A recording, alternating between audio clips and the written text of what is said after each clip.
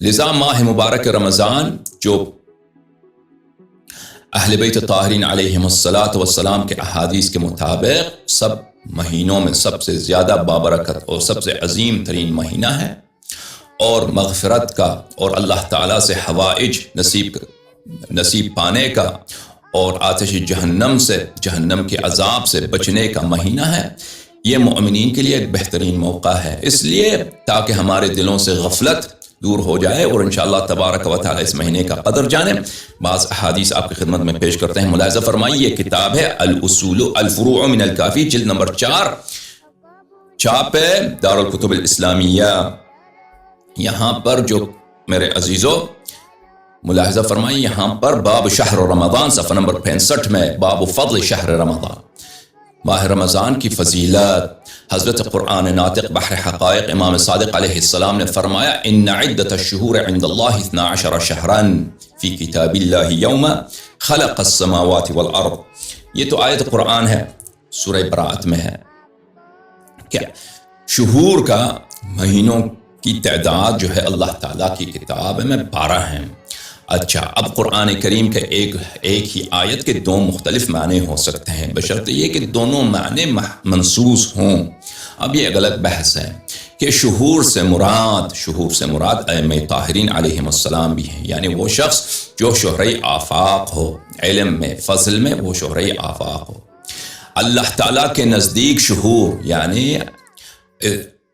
نبی کریم صلی اللہ علیہ وآلہ وسلم کے اوصیاء حجج طاہرین 12 ہیں، یہ ایک معنی۔ دوسرا معنی یہ ہے کہ اللہ تعالیٰ کے نزدیک سال کے مہینے 12 ہیں، یوم خلق السماوات والارض فغرۃ الشہور شہر اللہ، ان میں سے سب سے بہترین شہر، سب سے بہترین مہینہ غرۃ الشہور، غرہ بولتے ہیں سب سے جو نفیس ہو، سب سے جو طیب ہو، سب سے جو بہترین ہو، خیر ہو۔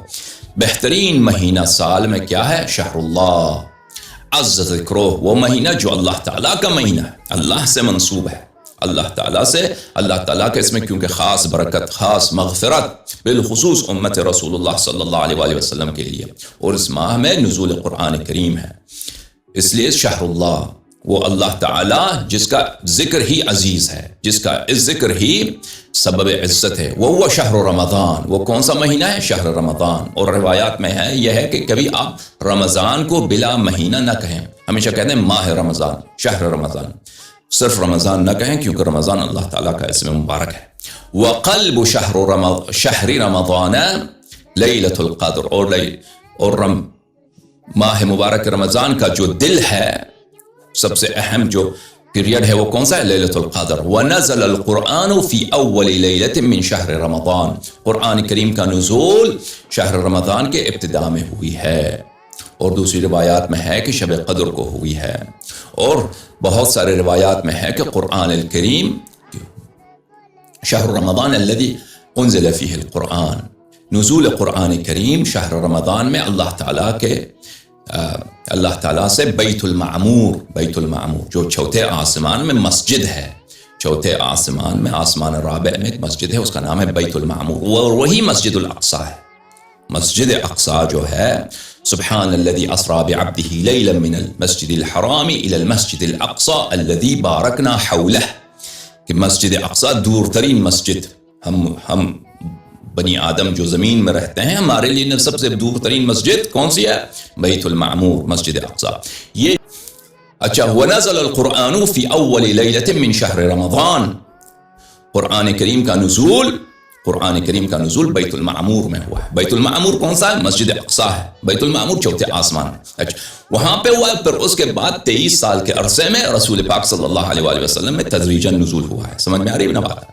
ایک دفعہ بیت المعمور میں بالدفع، اور وہاں سے بیت المعمور سے چوتھے آسمان سے تدریجاً نازل ہوئی 23 سال کے عرصے میں رسول پاک صلی اللہ علیہ وآلہ وسلم۔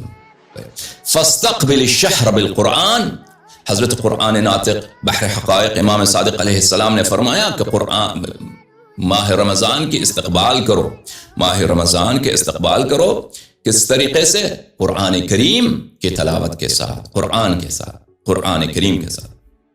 دوسری حدیث سنیے، حضرت امام صادق علیہ علیہ الصلاۃ والسلام اپنے اولاد کو، اپنے فرزندوں کو اس طرح نصیحت کیا کرتے تھے جب شہر رمضان کا دخول ہوتا تھا، فَاجْهَدُوا أَنفُسَكُمْ، اس ماہ مبارک میں اپنے نفوس کو مشقت میں ڈالو، یعنی اپنے آپ کو محنت میں ڈالو. کس بات میں؟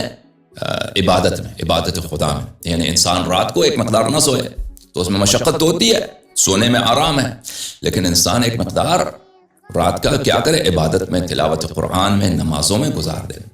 تو فَاجْهَدُوا، اس میں اپنے نفس کو، اپنے نفوس کو، اپنے آپ کو مشقت میں ڈالو، محنت میں ڈالو. ماہ مبارک رمضان میں زیادہ دعا کرو، زیادہ نماز پڑھو. فَإِنَّ فِيهِ تُقَسَّمُ الْأَرْزَاقُ، ماہ مبارک رمضان میں جو ہے لیلۃ القدر ہے، ملائکہ کا نزول ہوتا ہے امام زمانہ علیہ السلام کے پاس.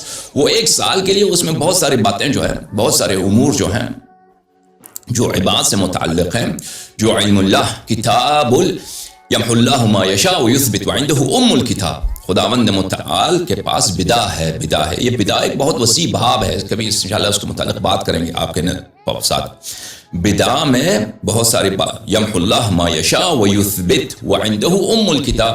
اللہ تعالیٰ کے نزدیک، اللہ تعالیٰ کے علم میں سب کچھ معلوم ہے کہ کون کیا کرے گا. دنیا میں کون بدبخت ہے، کون مسلمان مرے گا، کوئی کافر مرے گا، کس کی کتنی روزی ہے، کس کی کتنی عمر ہے.